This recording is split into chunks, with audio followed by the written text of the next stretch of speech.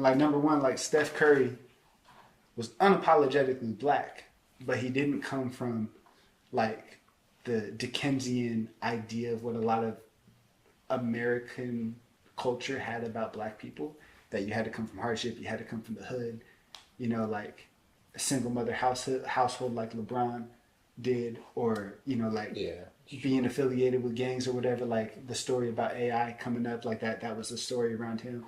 Like Steph Curry, he grew up in like financial privilege and security. His father was an NBA player, but like was also unapologetically black.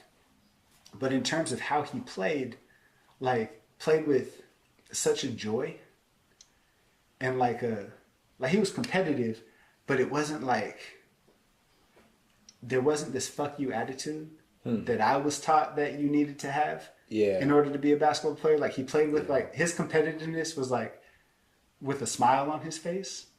And he also played the game in a way that like the white coaches that I had like would say that's like not how you're supposed to play the game. Like you're not supposed to throw one-handed passes. You're not supposed to pull up from 30. Every game. You know what I'm saying? Like but like he changed how the game was played in a way that like no, actually like that's a more efficient way to play.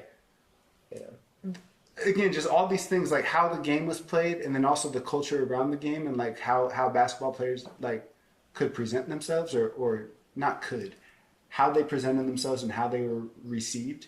Like I think that's kind of in line with what you're talking about with culture, and like how culture forms a thing, and then how the thing informs culture. Definitely. And that kind of charts my relationship with the game, where like that's a great way to look at it. The 90s, you know. Just think about how blackness was depicted in the 90s, like through movies. It was like Boys in the Hood.